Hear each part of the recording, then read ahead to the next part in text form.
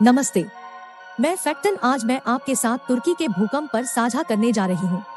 इस स्क्रिप्ट में हम तुर्की के भूकंप के बारे में बात करेंगे जो 6 फरवरी 2023 को आया था। यह भूकंप तुर्की के गाजियान्टेप शहर में आया था। वर्ष 2023 का एक भयानक भूकंप हमारे सामने है। तुर्की में एक यह वाला भूकंप आया जिसने लोगों को भयानक रूप से नुकसान पहुँचाया। इस भूकंप का मैग्नीट्यूड 7.8 हुआ था, जबकि भूकंप के फोकल डेप्थ 17.9 किलोमीटर था। गाजियान्टेप शहर में लोग भूकंप के बाद अपने घरों को छोड़ने के बाद शांतिपूर्ण मकानों में जा रहे थे, लेकिन भूकंप के बाद इन इमारतों में भी अचानक आने वाली जोरदार झटकों से लोग बेहोश हो गए और वे फंस जाते हैं। भूकंप से ज्यादातर नुकसान इजमीर शहर के समीप छोटे गाँवों में हुए थे। तुर्की में 6 फरवरी 2023 को आए भूकंप में मौत की दर बेहद उच्च थी। इस भूकंप में कुल मौत की संख्या अब तक 45,000 है, जिसमें अधिक बच्चे शामिल हैं और इससे भी ज्यादा लोगों को चोटें आई। भूकंप के बाद तुर्की सरकार ने कई बचाव कार्यवाही की और सभी उपयोगी संसाधनों का उपयोग करके अधिक से अधिक लोगों को मदद पहुंचाने का प्रयास किया। इसके बावजूद मौत की दर बेहद उच्च रही। मौत की दर को मापने के लिए एक मापदंड होता है जिसे मौत की दर फैटेलिटी रेट कहते हैं। मौत की दर वह संख्या है जो भूकंप में मरे गए लोगों की कुल संख्या से बांटकर उन लोगों की संख्या को दर्शाता है जिन्होंने भूकंप में घायली नहीं पाई होती। तुर्की के इस भूकंप में मौत की दर कुल मरने वालों की संख्या से बांटकर 0.008 थी, यानी कि हर 100 लोगों में से लगभग 20 लोग मर गए। तुर्की में आए भूकंप में नुकसान बेहद भयावह थे। इस भूकंप में कई इमारतें और सड़कें बेहद खराब हो गयी। भूकंप के बाद तुर्की सरकार ने तत्काल कई बचाव कार्यवाही की। सरकार ने बुरी तरह से खराब होने वाली इमारतों की सुरक्षा को ध्यान में रखते हुए जनता को सुरक्षित जगहों पर निवास करने की सलाह दी।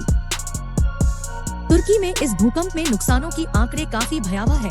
इस भूकंप में कुल 1534 इमारतें काफी खराब हो गयी और 1417 इमारतों में बहुत बड़ी चीजें टूट गयी। इस भूकंप में कुल 109 जगहों पर लोगों की मौत हुई थी और कुछ लोग घायल भी हो गए थे।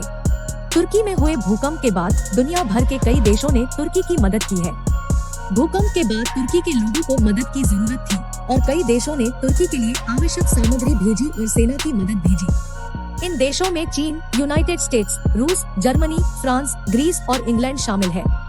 इन देशों ने तुर्की की मदद के लिए सामग्री भेजी जिनमें टेंट, जैकेट, भोजन सामग्री, मेडिकल सुविधाएं, निर्माण सामग्री शामिल है। इसके अलावा कुछ देशों ने तुर्की के लोगों के लिए धनराशि भी दी है।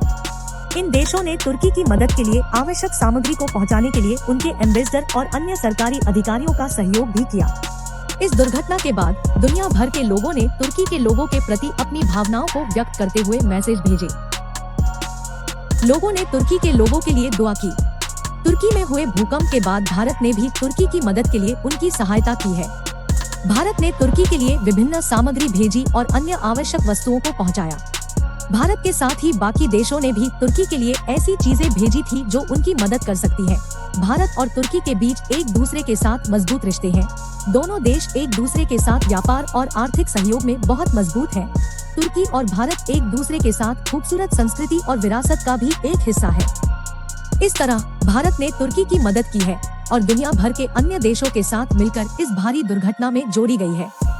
तुर्की में हुए भूकंप ने दुनिया भर को आघात पहुंचाया है। हालांकि इस समय में दुनिया भर के लोग मिलकर तुर्की की मदद कर रहे हैं। यह बताना महत्वपूर्ण है कि भूकंप जैसी दुर्घटनाओं से बचने के लिए हमें सक्रिय रहना चाहिए। इसके लिए हमें जागरूकता फैलानी चाहिए कि कैसे हम ऐसी स्थितियों से बच सकते हैं और यदि कुछ ऐसा हो जाए तो हम दूसरों की मदद कर सकते हैं।